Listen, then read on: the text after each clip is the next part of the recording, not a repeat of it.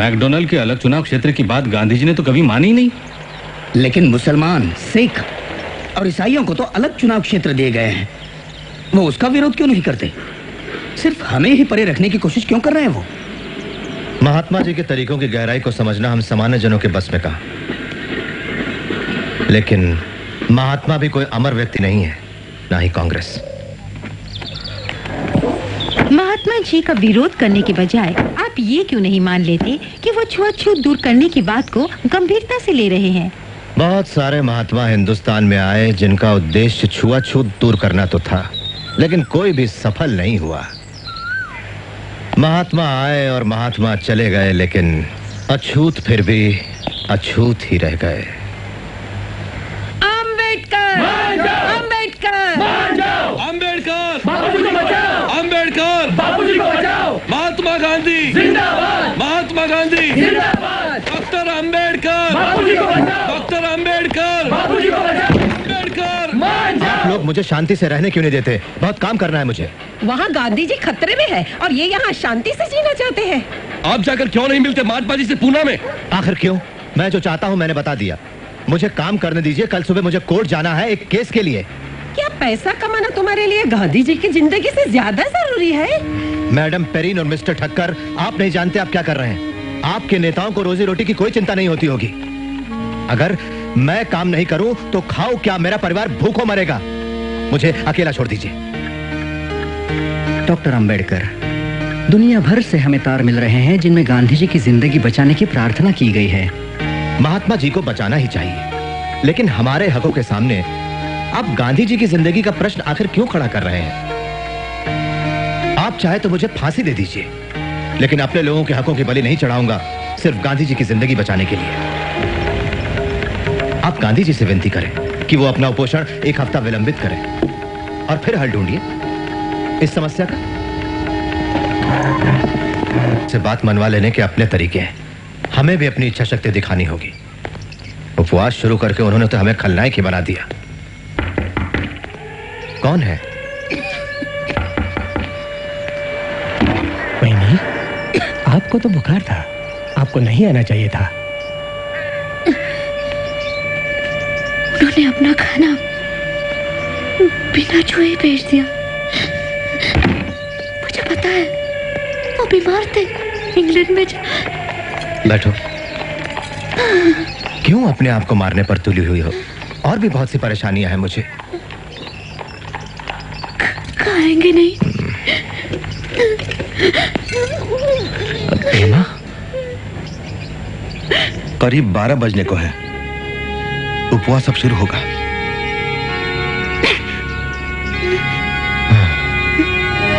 बाबू,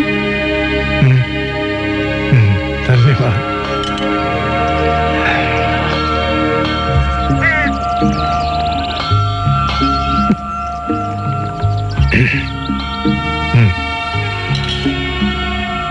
वल्लभ भाई, मेरी ईश्वर के साथ लड़ाई शुरू होती है। आपके आराम करने से पहले बाबू, पत्रकार आपसे मिलना चाहते हैं।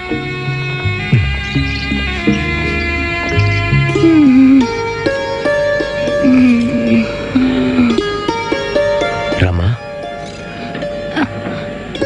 अरे आप बाबू हैं? लेटी रहो, आराम करो। आपके लिए खाना लाती हूँ। नहीं रमा, तुम मत उठो, मैं खाना लाती हूँ। लेटी रहो। तुम दवाई तो ले रही हो ना? क्यों लड़ रहे हैं आप गांधी बाबा से? ये तो मेरे भाग्य में है। ना लड़ो तो हमेशा ऐसे ही रह जाएंगे।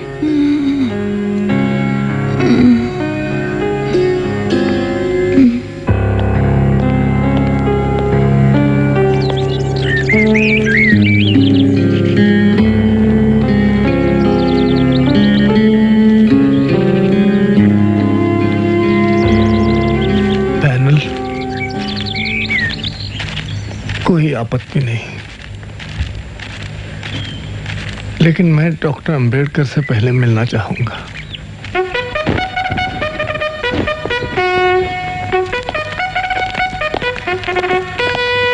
नमस्ते। नमस्ते।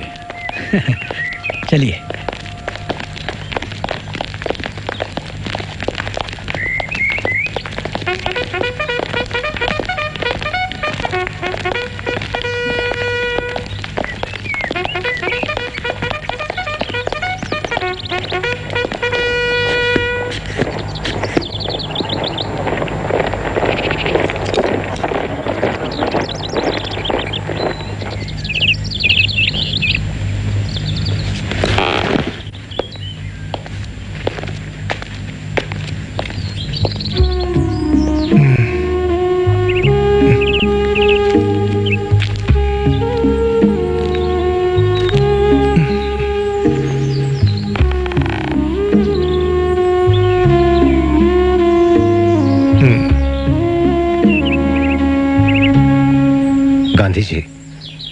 आप बड़ी नाइंसाफी कर रहे हैं हमारे साथ। यह तो मेरी मजबूरी है। आपका क्या सुझाव? मुआवजा, अलग चुनाव क्षेत्र की मांग छोड़ने का। मैं समझ गया। आरक्षित सीटें, पर उनकी संख्या में समझौता होना चाहिए। मेरी बात सुनो अंबेडकर, मैं सदैव आपके साथ हूं। आप अछूत हो जन्म से, मैंने खुद को अछूत मानना अपना लिया है। आप मुझे बचाना चाहते हैं, मैं जानता हूं। जी गांधी जी, मैं अलग चुनाव क्षेत्र की बात पर अड़ नहीं रहा हूं सिद्धांतों की वजह से। हमारा मानना है कि अल्पसंख्यक विधानमंडल में भेजने के लिए ऐसे लोग छांटें जो सिर्फ नाम के नहीं, उनके असली प्रतिनिधि हो। बहुत अच्छे, लेकिन ऐसा क्यों कि कुछ सीटों के लिए पैनल और कुछ के लिए सीधा चुनाव? इससे तो एक अनैसर्गिक विभाजन हो जाएगा शोषित पीड़ित वर्गों में, और आपस में बंटवारा भी। क्यों ना पैनल के द्वारा प्रारंभिक चुनाव करें सभी सीटों के लिए? ठीक है, सभी सीटों के लिए पैनल मंजूर है मुझे। शाबाश। अब पैनल बना हो 5 का बजाय 2 के। मैं आपको वचन देता हूं अंबेडकर, आज से मेरी पूरी जिंदगी इस देश से छुआछूत को जड़ से मिटाने के लिए ही अर्पित होगी। अब बाकी बातें विस्तार से इन साथियों के साथ। मैंने अपने बाकी साथियों से बात की है। प्रांतीय सभा के लिए वो लोग 126 से ज्यादा सीटें देने के लिए राजी नहीं होंगे, लेकिन हम लोग 197 सीटों की मांग पर अडिग हैं।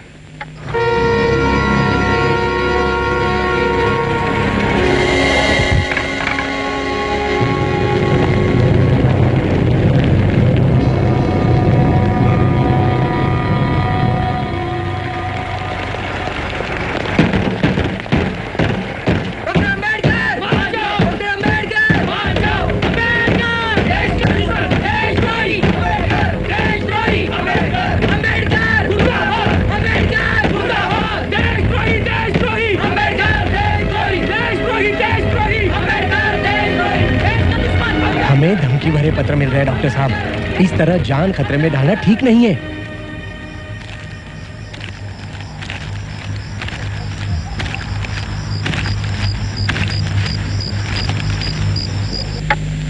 तो हम सहमत है 148 सीटें देने के लिए, और हिंदू सीटों में से 10% सेंट्रल असेंबली में। लेकिन प्राथमिक चुनाव की व्यवस्था 10 साल के अंत में खत्म होनी चाहिए, और आरक्षित सीटों का सवाल अगले 15 साल तक जनमत से तय किया जाना चाहिए।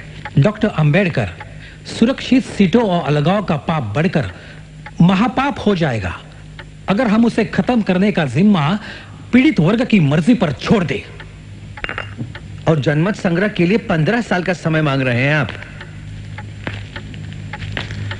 मैं ये बिल्कुल नहीं मानता कि अगले 20 सालों में छुआछूत की प्रथा नहीं रहेगी, लेकिन जब सवर्णों को डेमोक्रेसी की तलवार का सामना करना पड़ेगा, तभी उनका अछूतों के प्रति अमानवीय व्यवहार बदल पाएगा। डॉक्टर अंबेडकर, आप समझते क्यों नहीं? गांधी जी की जिंदगी खतरे में है। तो क्या हुआ? तो क्या हुआ? माफ कीजिए। कोई बात नहीं, मैं किसी को साफ करने के लिए कह दूंगा। देवदास, बापूजी कैसे हैं? डॉक्टर ने कहा हालत गंभीर है, उनका ब्लड प्रेशर कम हो रहा है। उन्हें सांस लेने में तकलीफ हो रही है, वे बहुत कमजोर हो गए हैं। आपने सुना देवदास क्या कह रहा है? डॉक्टर अंबेडकर, मान जाइए, मान जाइए, जनमत की बात को ना उठाइए, मान जाइए।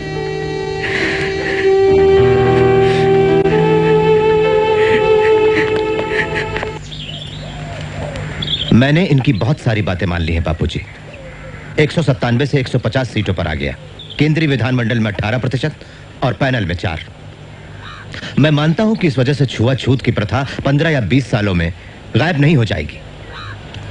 मेरा प्रस्ताव है कि इस मसले पर 10 सालों में पीड़ित वर्गों का मत संग्रह करा लिया जाए, लेकिन ये लोग इसका विरोध कर रहे हैं। आपका मतलब इससे सवर्णों की धीरज की अग्नि परीक्षा हो जाएगी? विचार बुरा नहीं, पर इतना इंतजार क्यों करें? क्यों न 5 साल में? सवर्णों के अछूतों पर सदियों से किए हुए अत्याचारों के खिलाफ अछूतों के अंदर जो पीड़ा और नाराजगी है, क्या उसे बयान करने की जरूरत है? तब भी आप सोचते हैं बापूजी कि 5 साल? जानता हूं आपको हक है अपने बचाव की मांगे करने का, पर अपनी इस मृत्युशैया पर लेटे हुए मैं आपसे उदारता की अपेक्षा रखता हूं। थोड़ी मोहलत मांगता हूं सवर्णों के लिए। उनका ईमान अब जागने लगा है अंबेडकर। कानूनी उपाय करेंगे इस वक्त तो फिर हृदय परिवर्तन और आत्मशुद्धि के इस कार्य में विलंब हो जाएगा। लेकिन बाबूजी, ठीक है जनमत, लेकिन 5 साल के अंदर।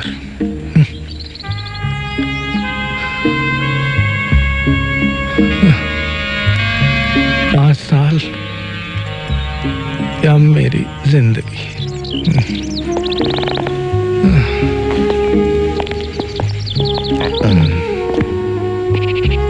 डॉक्टर अम्बेडकर, हमें अब चलना चाहिए।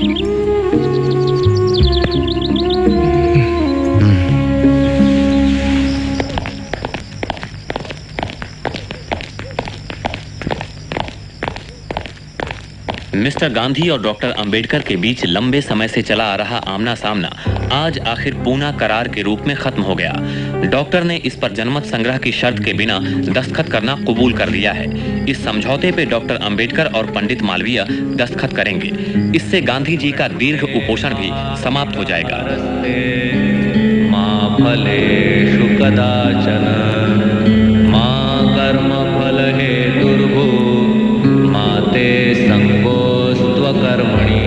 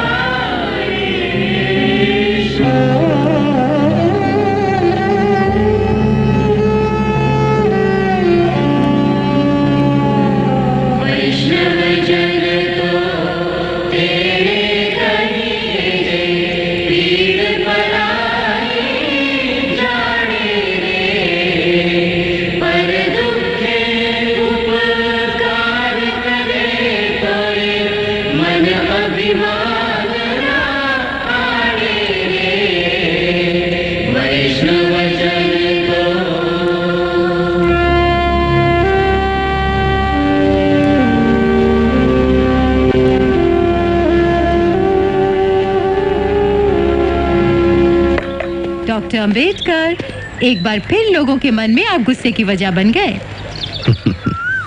मैं क्या कहूं मिस एप्स्टाइन, ये मेरा दुर्भाग्य है। इसमें कोई अतिशयोक्ति नहीं कि आज इस देश के हिंदुओं के दिल में सबसे ज्यादा नफरत मेरे लिए है।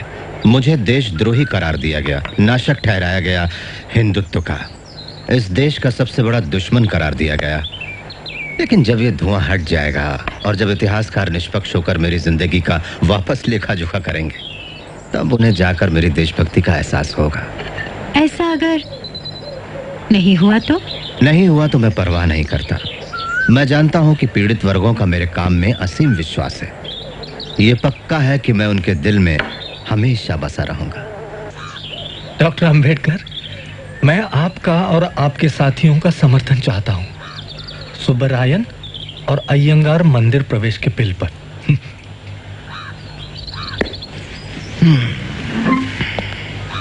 मान लीजिए मैं मंदिर प्रवेश बिल को स्वीकार कर लूं, लेकिन चातुर्वर्ण और जाति प्रथा के विरुद्ध संघर्ष करूं, आप कौन सा पक्ष लेंगे? और अगर मैं चातुर्वर्ण को स्वीकार कर लूं, तो आपकी उसको लेकर क्या व्याख्या होगी?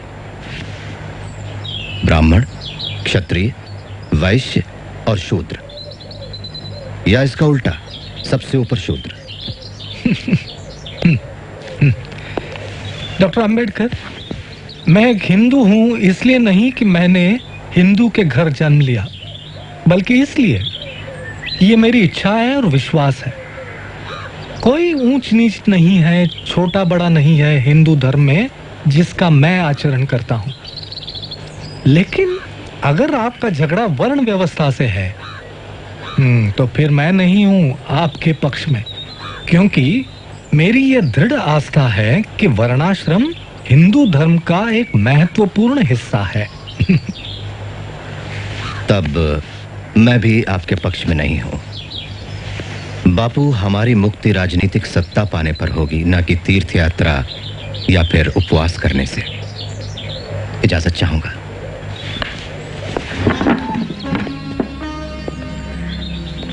वैसे मैं एक राय दूं, हमेशा इस उपवास रूपी हथियार का इस्तेमाल ना करें।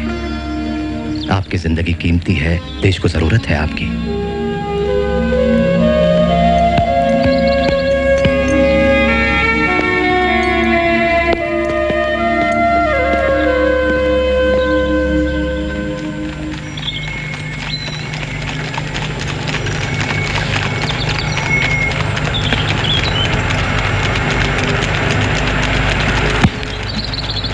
मैं जानती हूँ आपको किताबों से लगाव है, लेकिन ये तो हद है।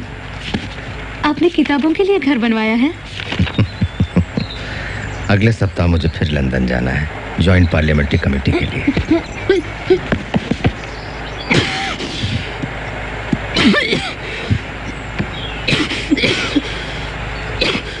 रमा, यहाँ बैठो।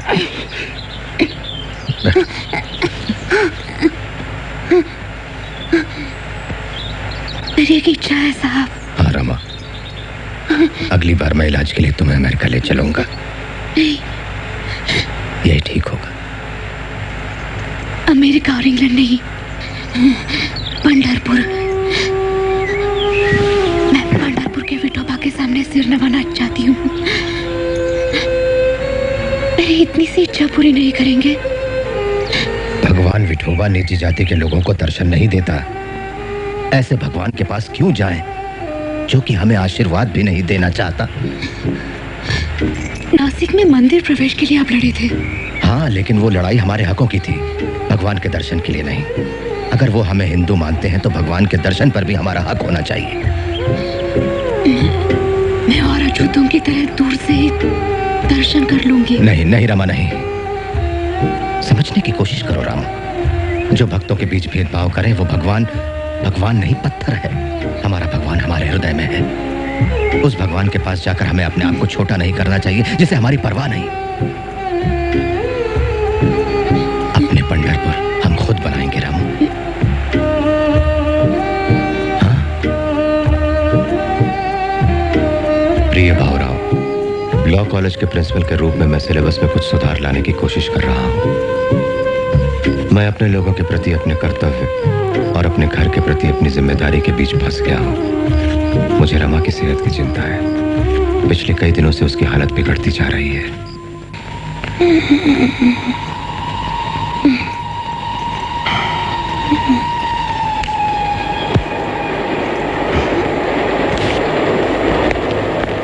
बहुत कोशिश की मैंने।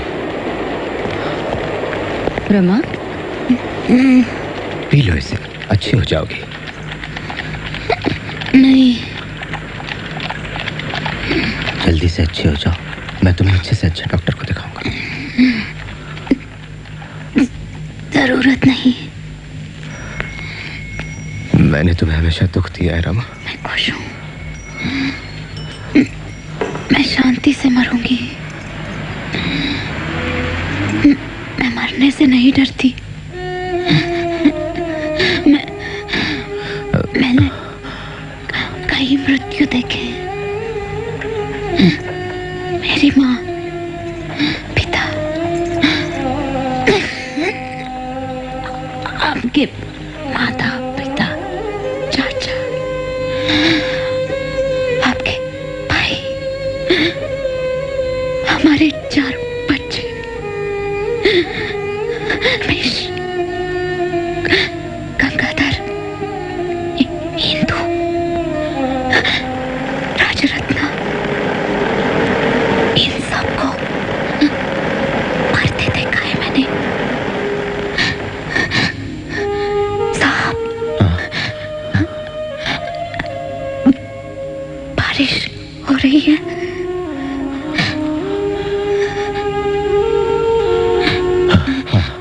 हो रही है।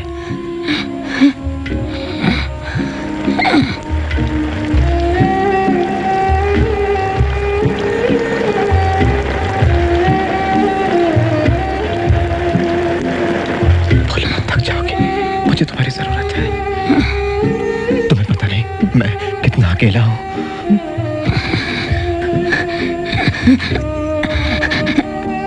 निराश मत होना, लड़ते रहना। अपना यशवंत।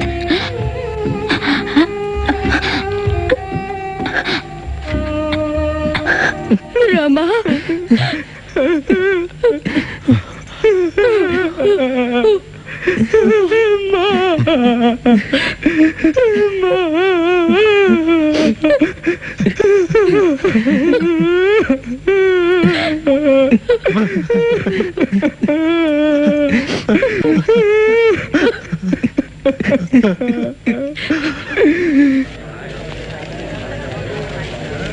बाबा साहब,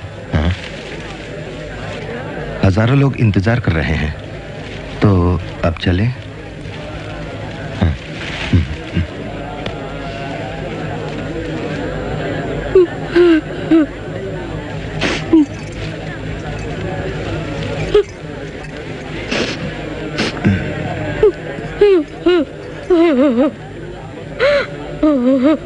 उसकी आखिरी इच्छा सफेद साड़ी पहनने की थी। बाबा साहब, पता तो हरी साड़ी पहनने की है। हाँ,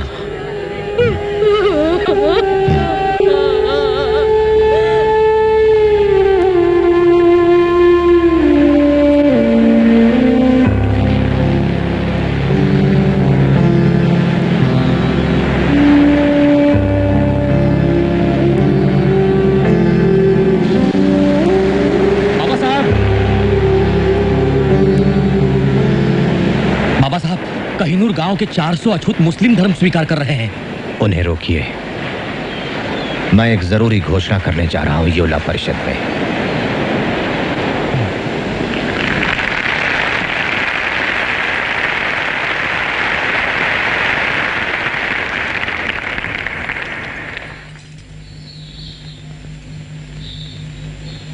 मेरे अभागे भाइयों और बहनों, जब मैं मुड़कर अपने आंदोलन के 10 सालों पर नजर डालता हूं तो भविष्य के लिए चिंतित हो जाता हूं। बहुत हो चुका, अब हम चुपचाप नहीं बैठेंगे।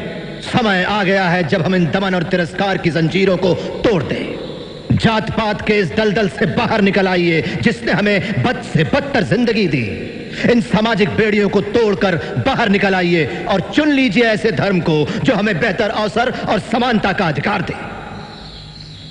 दुर्भाग्य से मैं एक हिंदू अछूत के रूप में पैदा हुआ। इसे रोकना तो मेरी शक्ति से बाहर था, लेकिन इन अपमानजनक परिस्थितियों में जीने से इनकार करना मेरी शक्ति में शामिल है।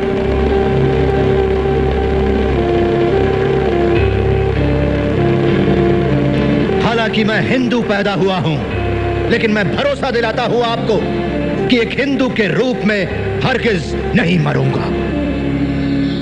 डॉक्टर भीमराव अंबेडकर की, डॉक्टर भीमराव अंबेडकर की, डॉक्टर भीमराव अंबेडकर की, डॉक्टर भीमराव अंबेडकर की।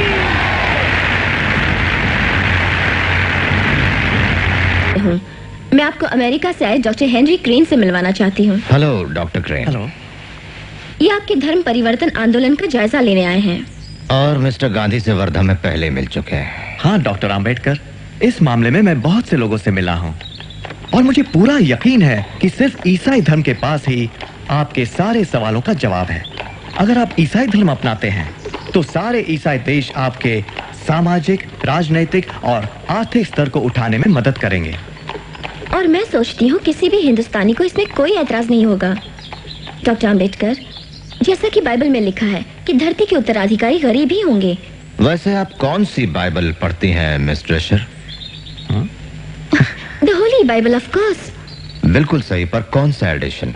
आधुनिक संस्करण, किंग जेम्स संस्करण, या उसके भी पहले एलिजाबेथ के जमाने की? मिस ड्रेशर, क्या आपने कभी कमेंट्रीज ऑन द बाइबल पढ़ी है, कुक की लिखी? उसमें बाइबल का अच्छा विश्लेषण है। हाँ, वो भी पढ़िएगा। लाइफ ऑफ जीसस रना के लिखी हुई, और खलील जिब्रान की Jesus the Son of Man. इन सब किताबों में आपको क्रिश्चियन धर्म के अलग अलग पहलू नजर आएंगे। डॉक्टर अम्बेडकर, हम आपको पूना के मेथोडिस्ट चर्च के मिशन में और वार्षिक समारोह में शामिल होने का हार्दिक आमंत्रण देते हैं। कोशिश करूंगा। बाबा साहब, मुस्लिम भारत आपका और आपके अछूत साथियों का इस्तकबाल करता है, और हम वादा करते हैं कि अछूतों को पूरी बराबरी मिलेगी। सियासी, मुआशरती, इक्तिसादी और मजहबी हक भी मिलेंगे। जैसा आप जानते हैं बाबा साहब, हमारा धर्म एक ही भगवान में विश्वास करता है, एक कंकार, और सारे अनुयायियों को एक ही नजर से देखता है। पिछड़ी जाति के धर्म परिवर्तन के मामले में ये आपकी सारी जरूरतों को पूरा करेगा। महाबोधि सोसाइटी से ये टेलीग्राम आया है। डॉक्टर अंबेडकर, आप और आपके साथियों का बुद्ध धर्म स्वीकारने के लिए हार्दिक स्वागत, जो कि आशिया के बड़े भाग में फैला है। धर्म परिवर्तन करने वालों को हम समान अधिकार देंगे। हम लोगों में किसी भी प्रकार का जाति भेद नहीं है। हमारे कार्यकर्ता आपसे मिलेंगे, हमें सूचना भिजवाइए। लगता है कांग्रेस और सरदार आपको इस चुनाव में बर्बाद करने पर तुले हैं। आपने सरदार पटेल का वक्तव्य नहीं पढ़ा? हाँ, हम धर्म बदलेंगे तो सांप्रदायिक समझौते में कोई आरक्षण नहीं मिलेगा। देखिए डॉक्टर, मैं यहाँ आपके एक मित्र के नाते नहीं आया। मैं आपके सामने हूँ एक अधिकृत प्रतिनिधि हिंदू महासभा का। हम जानते हैं आपका दृष्टिकोण और आपकी देशभक्ति। हम जानते हैं आप कभी भी मुस्लिम या क्रिश्चियन धर्म नहीं अपनाएंगे। नहीं, पर आप ये किस आधार पर कह रहे हैं? मेरी देशभक्ति को आपके प्रमाण पत्र की जरूरत नहीं, और मैं इस देश के इतिहास और संस्कृति को आपसे बेहतर जानता हूं। मेरा मानना है कि हमारे इन दो धर्मों को अपनाने से राजनीतिक और सांस्कृतिक समीकरणों में बुनियादी फेरबदल आ जाएगी डॉक्टर मंजे। लेकिन इससे हमें क्या मतलब? हमें क्या फर्क पड़ता है इससे? डॉक्टर, हम अपना पूरा जोर लगा देंगे आपको आरक्षण दिलाने के लिए, भले ही आप सिख धर्म क्यों ना अपना लें। हिंदू महासभा इसके लिए पूरी तरह वचनबद्ध होगी। तुम बहुत चालाक हो बूढ़े ब्राह्मण, घुस बैठिए। प्रिय भावराव, क्या तुमने मेरे धर्म परिवर्तन के फैसले पर डॉक्टर मुंजे की परेशानी गौर की? कुछ लोगों ने मुझसे पूछा है कि धर्म परिवर्तन से हमें क्या फायदा होगा। मेरा उन्हें यह जवाब है कि जैसे भारत के लिए स्वराज जरूरी है, वैसे ही अछूतों के लिए धर्म परिवर्तन जरूरी है। दोनों का आंतरिक उद्देश्य एक ही है, आजादी की चाह। ये संविधान सभा गंभीरतापूर्वक और दृढ़ निश्चय के साथ हिंदुस्तान को स्वतंत्र गणराज्य और सर्वसत्ता संपन्न घोषित करती है, और भविष्य में इसके प्रशासन के लिए संविधान तैयार करने की घोषणा करती है। संक्षेप में मेरे संशोधन का सुझाव है कि इस प्रस्ताव को पास करने का इरादा थोड़े समय के लिए टाल दिया जाए, ताकि मुस्लिम लीग और हिंदुस्तानी रियासतें भी, अगर वो चाहे तो, इस सभागृह की कार्यवाही में हिस्सा ले सके। अब मैं डॉक्टर अंबेडकर से अपने विचार रखने का आग्रह करता हूं।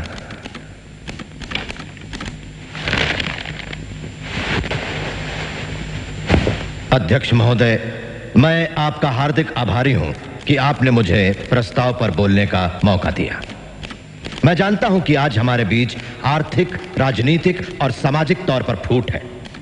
हम में काफी वैचारिक संघर्ष भी है, और मैं तो यहां तक कहूंगा कि मैं खुद भी ऐसे ही एक वर्ग का नेता हूं। लेकिन महोदय, इसके बावजूद मुझे पूरा विश्वास है कि दुनिया की कोई भी ताकत, कोई भी शक्ति इस देश को एक होने से नहीं रोक सकती।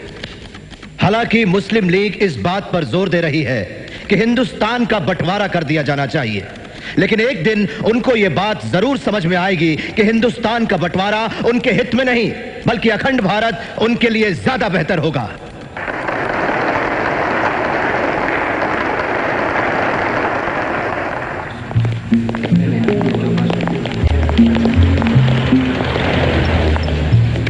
तो मिस्टर जिन्हा, पाकिस्तान के मसले पर आपकी राय नहीं बदली। देखिए डॉक्टर आम्बेडकर, आपकी किताब थॉट्स ऑन पाकिस्तान में आपने खुद लिखा है कि हिंदू सोचते हैं कि पाकिस्तान मुसलमानों का ख्वाब है, लेकिन मुसलमान जानते हैं कि पाकिस्तान एक हकीकत है। नहीं मिस्टर जिन्ना, मैं ये दो राष्ट्रों वाली बातों के खिलाफ हूँ। हमें इस देश में रहकर ही अल्पसंख्यकों के हितों के लिए लड़ना चाहिए। लेकिन अब वो हालात नहीं रहे। अब पाकिस्तान एक सच्चाई है।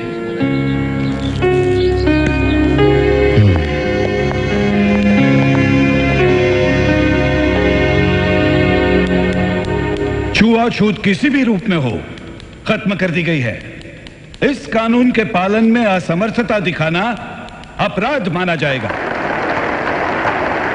महात्मा गांधी की जय! महात्मा गांधी की जय! महात्मा गांधी की जय! महात्मा गांधी की जय!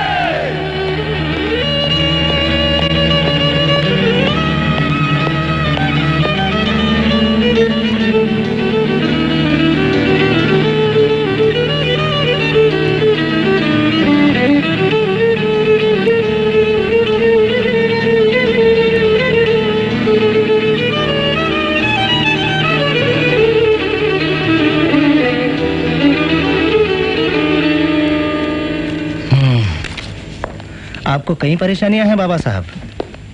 Diabetes, arthritis, high blood pressure, neuritis, कई परेशानियां हैं। आपको सावधानी बरतनी होगी बाबा साहब। खैर, मैं कुछ दवाइयां लिख देता हूं। ओह, मेरी कलीग से मिलिए, डॉक्टर शारदा कबीर। नमस्ते। ये आपको पथ्य और बाकी बातें समझा देंगे। डॉक्टर, एक्सक्यूज मी, मुझे कुछ मरीजों को देखना है, मैं अभी आया। जी।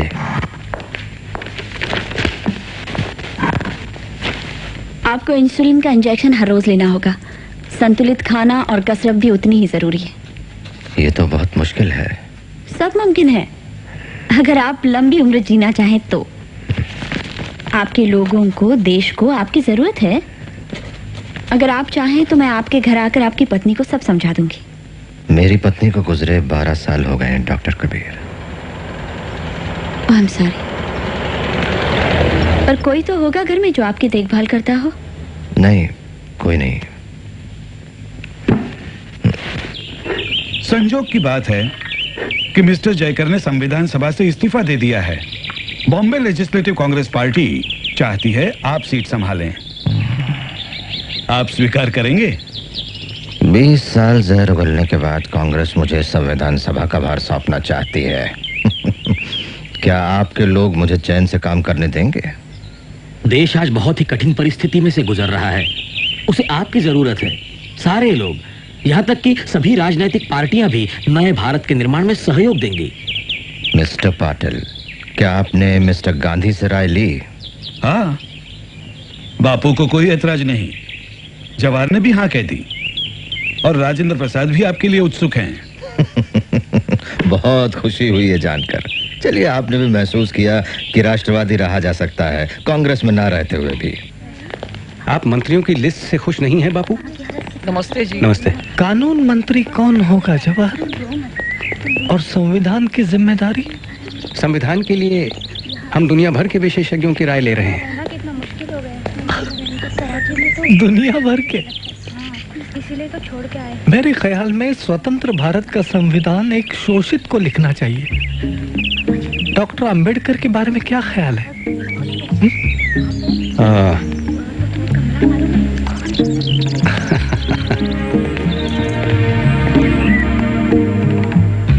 हाँ, इतिहास ने यह जिम्मेदारी हमें सौंपी है। लगता है मेरे मरने तक इस खून खराबे का बोझ मेरी आत्मा पर बना रहेगा। खैर, काम की बात करें। आप जानते हैं कि आपको मैंने यहां क्यों बुलाया है? मैं चाहता हूं कि आजाद हिंदुस्तान की राष्ट्रीय सरकार में आप शामिल हों। आपको मंजूर है? ये सब इस बात पर निर्भर करेगा जवाहरलाल कि कौन सा विभाग मुझे। कानून? वहां काम तो काफी होगा ना? बहुत है, फिक्र मत कीजिए। कई नए कामों को कानूनी जामा पहनाना है। हाँ, हिंदू कोड बिल जो कि अधूरा पड़ा है। नहीं, उसका फैसला भी हमें जल्दी करना है। मैं खुश हूं, हम साथ काम करेंगे। प्रिय भावराव, हिंदुस्तान आज एक आजाद देश है, मगर क्या वो अपनी आजादी सलामत रख पाएगा? क्या अलग अलग और परस्पर विरोधी विचारधारा वाली राजनीतिक पार्टियां हिंदुस्तान को अपनी अपनी जाति और धर्म से ऊपर रख पाएंगी? हमें अपनी आजादी की रक्षा अपने खून की आखिरी बूंद तक करनी चाहिए। कितनी बढ़ गई है आपकी ब्लड शुगर? अब और मीठा नहीं। चाय कौन बनाता है आपके लिए? वो लोग कोशिश करते हैं। ना ना, ये सब और नहीं चलेगा। कोई फल या चावल बिल्कुल मत खाइए, कम से कम 15 दिन। अगले हफ्ते आपका चेकअप करेंगे। दिल्ली में ड्राफ्टिंग कमेटी की मीटिंग है, मुझे वहां एक हफ्ता रहना पड़ेगा। पता नहीं दिल्ली में आपकी देखभाल कौन करेगा। प्रिय चित्रे, संविधान की रूपरेखा तैयार करने का मेरा काम काफी बढ़ गया है। दूसरी तरफ मेरी सेहत मुझे ज्यादा बोझ लेने से रोकती है। तुम्हारे सुझाव पर कि मैं अपनी सेहत की देखभाल के लिए किसी का आधार लूं, मैंने गौर किया है। मैंने डॉक्टर शारदा कबीर से शादी करने का फैसला किया है। बाबा साहब, बापूजी को किसी ने गोली मार दी जब वो प्रार्थना के लिए जा रहे थे।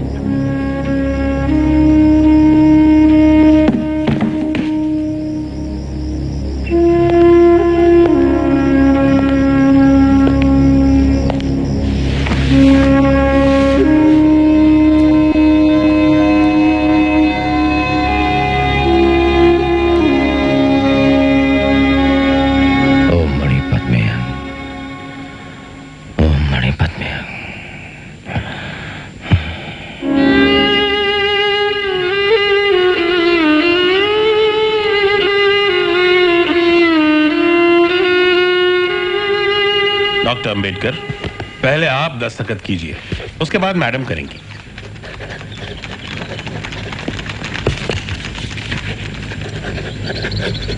अब मैं आप दोनों को पति पत्नी घोषित करता हूं।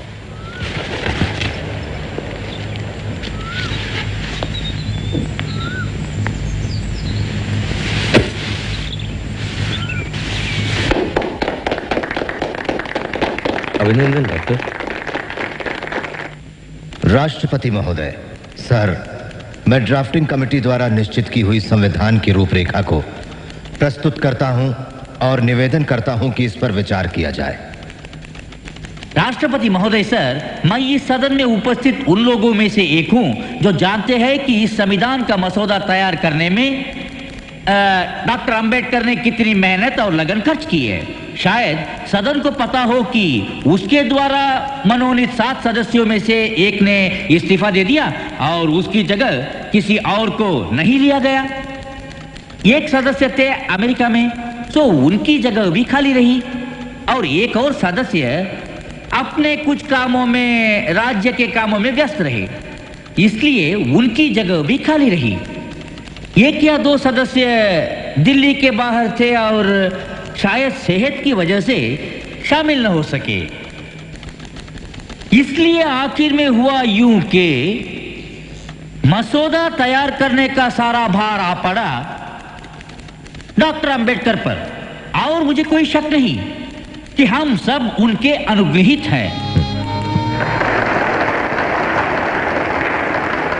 मुझे जो भी श्रेय दिया जा रहा है वो मेरे अकेले का नहीं है। इसका कुछ हिस्सा जाता है सर BN राव को, जो कि हमारी इस सभा के संवैधानिक सलाहकार हैं, जिन्होंने ड्राफ्टिंग कमेटी के विचार करने के लिए संविधान का कच्चा मसौदा तैयार किया। इस श्रेय का कुछ हिस्सा उस ड्राफ्टिंग कमेटी के सदस्यों को भी जाना चाहिए। मैं यहां पर संविधान की अच्छाइयां गिनाने नहीं जाऊंगा, क्योंकि मुझे लगता है कि संविधान कितना भी अच्छा क्यों ना हो, वो अंततः बुरा साबित होगा अगर उसे इस्तेमाल में लाने वाले लोग बुरे होंगे, और संविधान कितना भी बुरा क्यों ना हो, वो अंततः अच्छा साबित होगा अगर उसे इस्तेमाल में लाने वाले लोग अच्छे होंगे। इसलिए जनता और उसके राजनीतिक दलों की भूमिका को संदर्भ में लाए बिना संविधान पर कोई भी निर्णय देना या कोई भी टिप्पणी करना मेरे विचार में व्यर्थ होगा। धन्यवाद।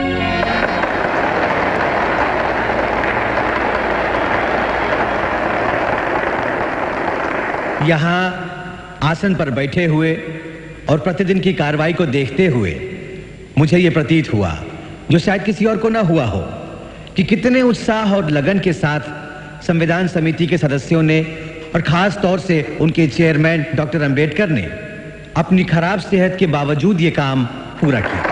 कांग्रेस के अंदर और बाहर के तमाम गुटों के कड़े विरोध के बावजूद नेहरू उस विवादास्पद हिंदू कोड बिल को पास करने के पूरी तरह पक्ष में है, जिसे डॉक्टर अंबेडकर ने पेश किया था और जिसका लक्ष्य महिलाओं की स्थिति सुधारना है।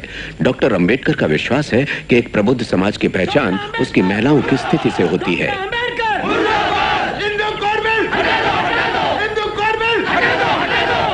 हिंदू कोड बिल अपमान है हिंदू धर्मशास्त्र का। यह एक बहुत बड़ा कलंक है हमारे रूढ़ी परंपराओं और शास्त्रों पर। डॉक्टर अंबेडकर क्या जाने हिंदू धर्मशास्त्र? क्या उन्हें संस्कृत का ज्ञान है? क्या उन्होंने वेद पढ़े हैं? प्रतिशोध के लिए वे हमारे हिंदू धर्मशास्त्र को कानून के धक्के से नष्ट कर देना चाहते हैं। क्या हम एक अछूत को हमारे पवित्र शास्त्र को छूने का अधिकार दे सकते हैं? बताइए आप लोग। नहीं, कभी नहीं। हम खून बहा देंगे। एक गवार, ग्लेट और अछूत उन नियमों का भंग कर रहा है जो सदियों पहले भगवान श्री कृष्ण, भगवान मनु, भगवद गीता और उपनिषदों ने तय किए थे। छुओ मत, छुओ मत। अंबेडकर, अंबेडकर।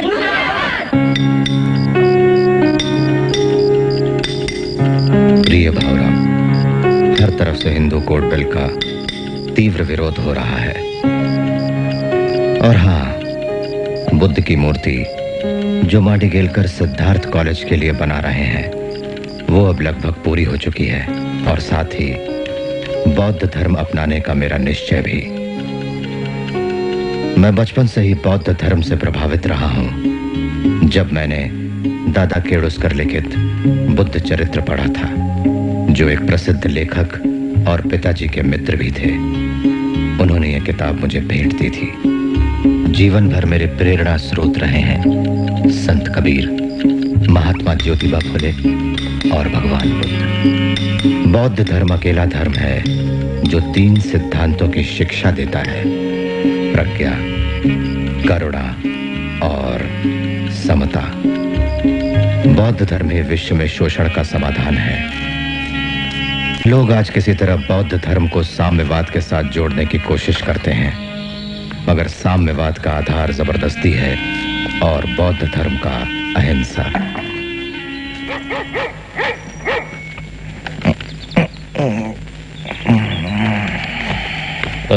बाबा साहब, प्रधानमंत्री जी के कार्यालय से।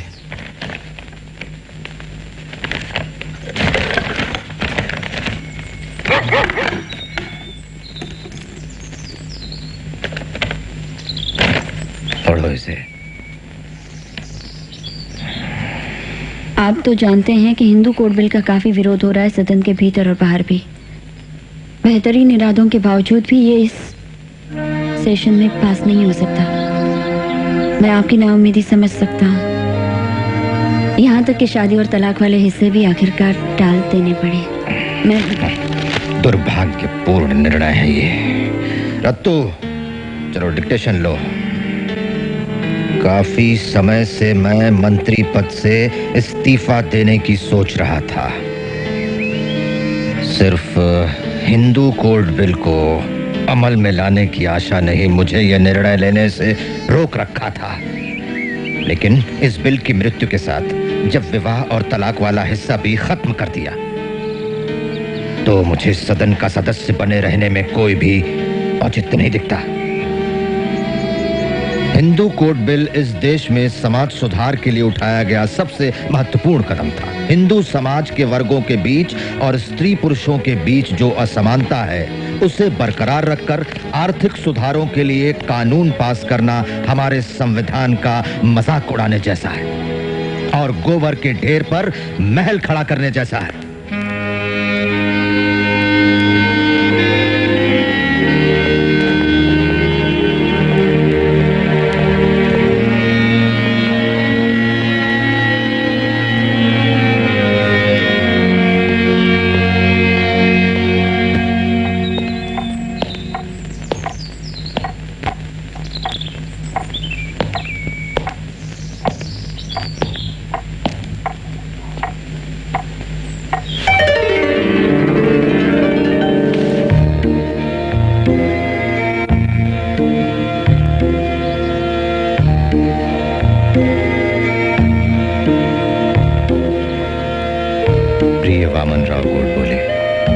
मुझे विश्वास है कि एक दिन मानवता को बचाने के लिए न सिर्फ भारत बल्कि पूरी दुनिया बौद्ध धर्म स्वीकार करेगी। वो वचन दिया था कि समय आने पर मैं देश के हित में रास्ता चुनूंगा और मैं बौद्ध धर्म स्वीकार करके देश को एक महान भेंट दे रहा हूं। ये धर्म भारतीय संस्कृति का अटूट हिस्सा है। लेकिन तब आप अछूतों के लिए मिले हुए आरक्षण और सुविधाओं से वंचित नहीं हो जाएंगे? क्या ब्राह्मण इन आरक्षणों के बदले में अछूत होने के लिए तैयार हैं? हिंदू धर्म क्यों छोड़ रहे हैं आप? आप अपने बाप दादाओं से क्यों नहीं पूछते ये सवाल? हमारी कोशिश अपने मूलभूत मानवाधिकार और आत्मसम्मान पाने की है। पर बुद्ध धर्म में क्यों? क्योंकि बुद्ध का धर्म नैतिकता और आचार नियमों पर आधारित है। इसमें कोई जाति प्रथा नहीं। क्योंकि हिंदू धर्म का सामाजिक उपदेश ही असमानता है जबकि बुद्ध धर्म का उपदेश समानता है। क्योंकि बुद्ध के उपदेश आधुनिक, बुद्धिसंगत और सदा समकालीन है, कोई कट्टरपन नहीं। वो चाहते हैं कि आपका सोचना और जीना विवेकपूर्ण हो। बुद्ध के अलावा दुनिया के सारे धर्म संस्थापकों ने अपने आप को मसीहा कहा। सिर्फ बुद्ध ही हमेशा मार्गदर्शक बनकर रहे।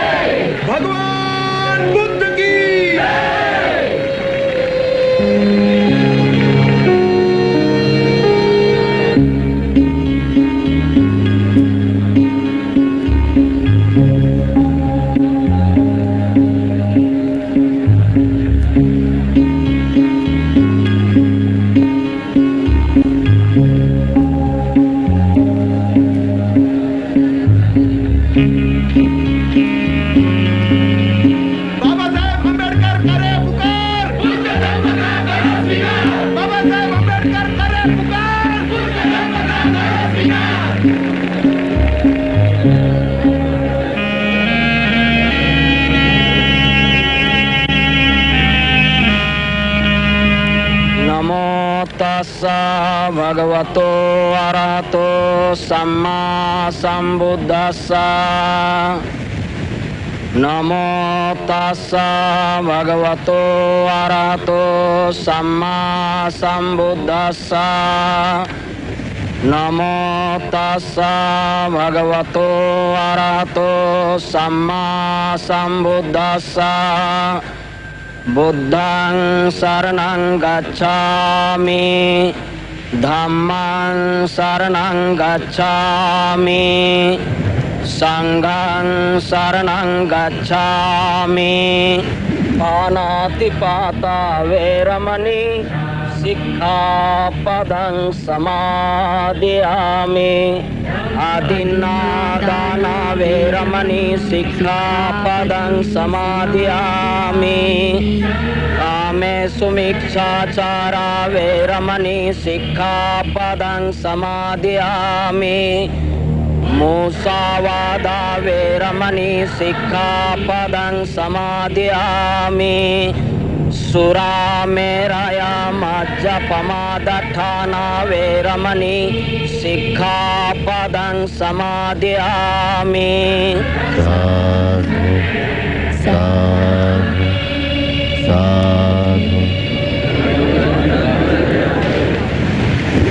मेरे प्यारे भाइयों और बहनों, मैंने हिंदू धर्म का त्याग कर दिया है और मैं महान बुद्ध और उनके धम्म को गले लगा रहा हूँ, जो ज्ञान, समानता, सदाचार और करुणा पर आधारित है। सुनो मेरे भाइयों और बहनों, मैं अब हिंदू नहीं हूँ और अछूत भी नहीं हूँ। मैं एक मुक्त मानव हूँ, एक आजाद इंसान जो इस हानिकारक समाज व्यवस्था का गुलाम नहीं। और इसलिए मेरे भाइयों और बहनों, मैं ये प्रतिज्ञा करता हूँ कि मैं अपना शेष जीवन धम्म का प्रचार करने और बुद्ध के प्रकाश को फैलाने में लगाऊंगा। और अब मेरे भाइयों और बहनों, जो बुद्ध द्वारा दिखाए गए प्रकाश की तरफ मेरे साथ अनुसरण करना चाहें, वो खड़े होकर शरण त्रय दोहराएं और मेरे साथ शपथ लें।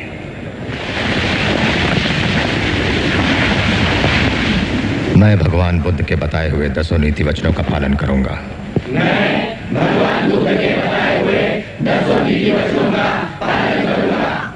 मैं सारे पशुओं के साथ करुणा का व्यवहार करूंगा। मैं सारे पशुओं के साथ करुणा का व्यवहार करूंगा। मैं सारे मनुष्यों को एक समान समझूंगा। मैं सारे मनुष्यों को एक समान समझूंगा। मैं गौतम बुद्ध के धम्म का स्वीकार करूंगा और अपना पुराना धर्म छोड़ दूंगा, जो मनुष्य जाति की प्रगति में बाधक है और जो मनुष्य को घृणा की नजर से देखता है। मैं गौतम बुद्ध के धम्म का स्वीकार करूंगा और अपना पुराना धर्म छोड़ दूंगा, जो मनुष्य जाति की प्रगति में बाधक है और जो मनुष्य को घृणा की नजर से देखता है। इसके साथ मेरा नया जन्म होगा। इसके साथ मेरा नया जन्म होगा। मैं ना तो हिंदू देवताओं की पूजा करूंगा और ना ही हिंदू कर्मकांडों का पालन। मैं ना तो हिंदू देवताओं की पूजा करूंगा और ना ही हिंदू कर्मकांडों का पालन। आज के बाद जो 3 सिद्धांत बुद्ध ने बताए हैं, प्रज्ञा, सन्मार्ग और करुणा, जीवन भर मेरे कर्मों को दिशा देते रहेंगे। आज के बाद जो 3 सिद्धांत बुद्ध ने बताए हैं, प्रज्ञा, सन्मार्ग और करुणा, जीवन भर मेरे कर्मों को दिशा देते रहेंगे। साधु बुद्धं शरणं गच्छामि, धम्मं शरणं गच्छामि, संघं शरणं गच्छामि, बुद्धं शरणं गच्छामि, धम्मं शरणं गच्छामि, संघं शरणं गच्छामि।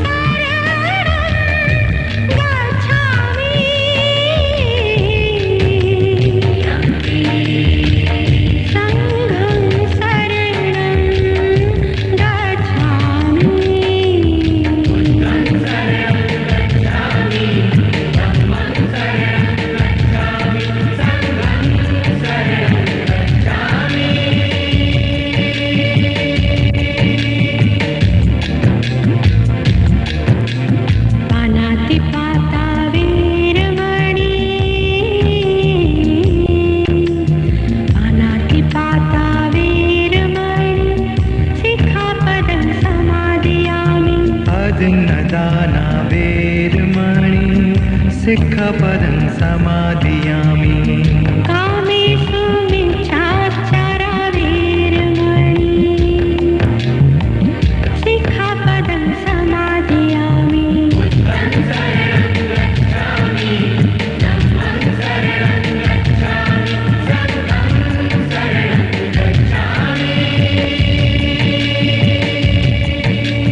मुस्सावादा वीरमणि